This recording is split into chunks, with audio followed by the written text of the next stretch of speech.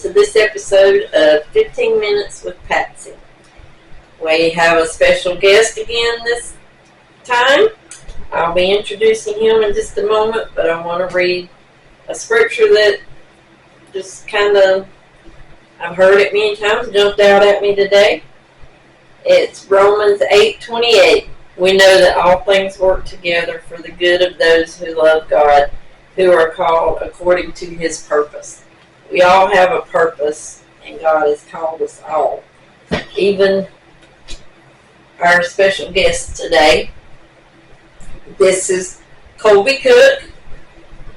I encourage you to go back and watch the past 3 episodes. His mom gave her testimony of her journey of the last few years. Please go back and watch them, and we're going to see what Kolby has to say today.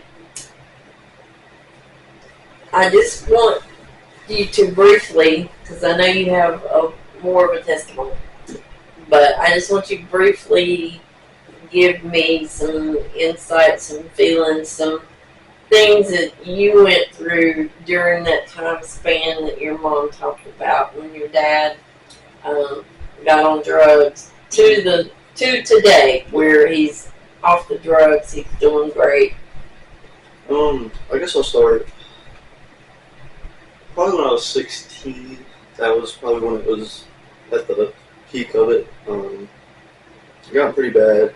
Me and him kind of lost our relationship. Obviously, he wasn't around. He was here and there.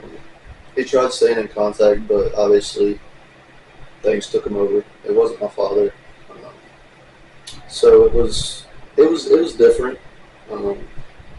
And during that time, I was lost because I stopped talking to my sister, stopped talking to my brother. It was just me and my mom. And so me and my mom were trying to figure things out, figure out financial situations. It was really a lot of, what's the word for it?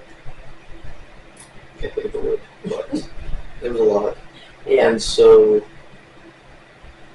trying to recollect my thoughts on it. I haven't thought about it for a while. I remember one night I was just laying in my bed, scrolling on my phone, like a normal teenager does. And I had this weird, overwhelming feeling come over me, and it gave me goosebumps, sent a shock down my body, and I was like, something's wrong. Yeah. So I noticed that my mom's bedroom door was closed. I've lived with her for 16 years. Bedroom doors never closed. She sleeps with the door open, all of that. So I saw that and I was like, yeah, something's not right. And I walk in there, she's just bawling her eyes out. And I mean, probably the hardest I've seen her cry ever. And I told her, I'm like, what's going on? And she couldn't talk, she wouldn't speak. She's like, Mom, what is going on? I want to know.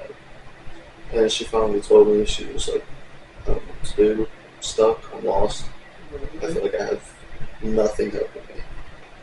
And this was kind of my doing in her testimony, which was, so I said, we need to start going to church. Because I always thought about it, I wanted to try it, because I was still unsure about the Lord at the time. Didn't know whether I believed in Him, didn't know whether I didn't. So we ended up finding Propeller, and from the first day I knew she loved it. She was in, she didn't want to leave. She seemed like a whole new person, even with everything that was going on. Yeah. And me, I was kind of obviously the teenager rebellion. I didn't want to do things that were good for me. I wanted to do the things that were bad for me. And so I went for a little bit. I wasn't really there for the right reason. I was more just there to make my mom happy. And kind of just give her some peace. Which, in the end, yes, it worked. But for me, it shoved me further away. Because as a teenager, it's hard to accept the truth. It's hard to accept the things that are good for you. And when somebody obviously tries to keep telling you, listen, He's the way, He's the truth. Yeah. You're like, no, I can do it myself. Yeah. So I was obviously one of those kids, tried to do it myself, which didn't end up working out. And so I kind of lost who I was. I was in a relationship at the time, and this is kind of feeding into my testimony. We ended up breaking up. Pretty bad breakup. I blame myself for it because it was my fault. But when I look back at it now, I have changed who I was, and I'm very proud of that because it saved a lot of guilt I gave myself. And so after that breakup, I was lost for about 7-8 months. I didn't know what to do. I had no happiness. I would hang out with my friends simply just to pass time.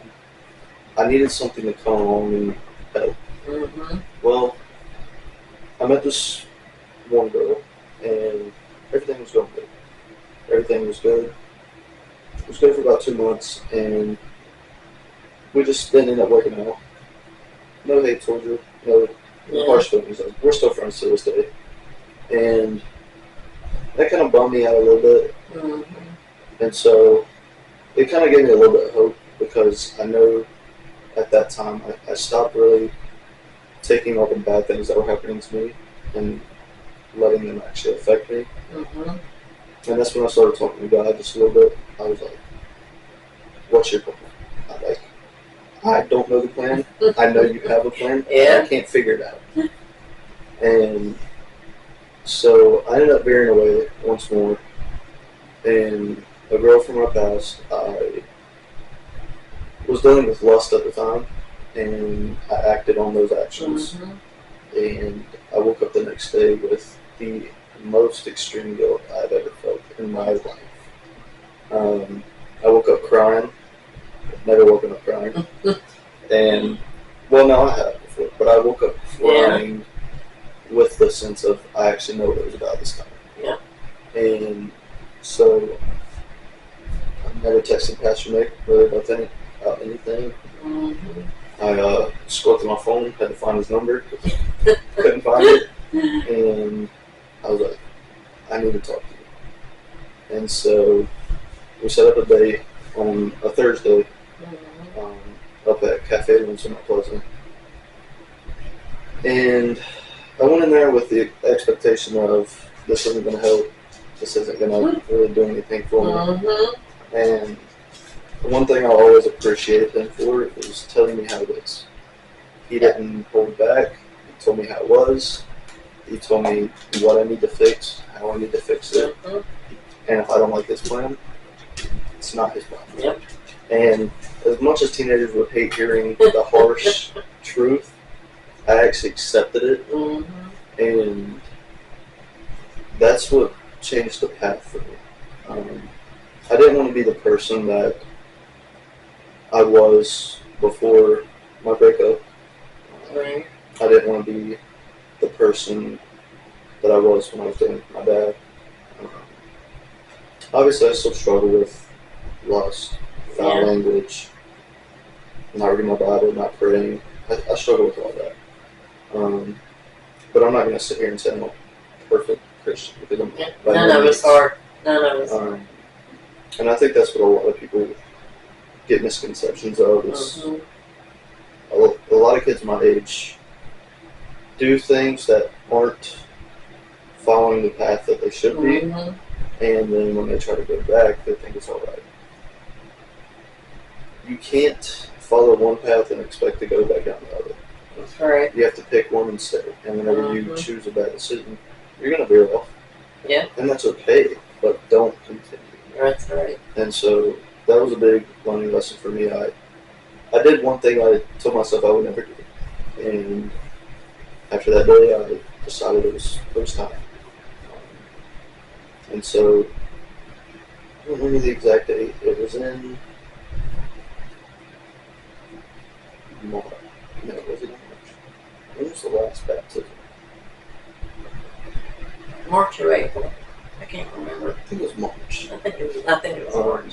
So I invited my friend Seth and his girlfriend's roommate Sabrina to church because Sabrina was looking for a church. She's from the Outer Banks. She was trying to find a church down here so she could go. And so I was like, you can come to Propel, try it out, touch the baptism Sunday. Be a pretty cool experience. What I didn't know going into that day was I was going to get baptized. It was a bit of a shock to myself and everybody else, because I've got baptized before, but I knew when I did get baptized the first time, it wasn't for my relationship with God. It wasn't to publicly declare. It was to bring my mom some happiness. Right. And I didn't want to tell her that, so I stuck with, I'm building a relationship, which I wasn't. And I go into church, and it was just really a coincidence. There wasn't anybody getting baptized that day. And so Nick started saying this prayer. I don't know, one. I can't remember the exact words, but he said one, and then he said a line. And he went two, said another line. Three, said another line. And he said, if you want to get baptized after this prayer, get up and walk out the door. Yeah. And when he was saying one, I felt it coming through my legs. I felt the shakiness. I was struggling to stand. When he said two, I started feeling it in my abdomen all the way up. And then when it said the three, I just felt a shiver down my spine. It was really unlike anything I felt before, which I'll get to that after this. Yeah. And so when we said three, as much as my body wanted to stay still and it wanted to lock itself in position, I forced it to walk. And he said this one line, I do remember this. He said, if you have a friend with you today, pull him with you. I didn't pull my friend with me, but little did I know the Lord was going to do it himself. Right. So I was getting changed. I was walking out the stall, and I see my buddy Seth. I'm like, Seth? He's like, yeah, it's me. I'm like, no way. And he started bawling with eyes. Right. I was obviously letting some tears go. Yeah. I noticed once Seth started really crying, because Seth's not a person that cries much. I knew once he started crying, that was really the Lord breaking. Right. Yeah. It was an amazing experience. Yeah. Well, we're going to stop right here for a minute. We're going to stop right here, and we will be continuing Kolby's testimony in another video. So thank you for joining us. And thank you, Kolby.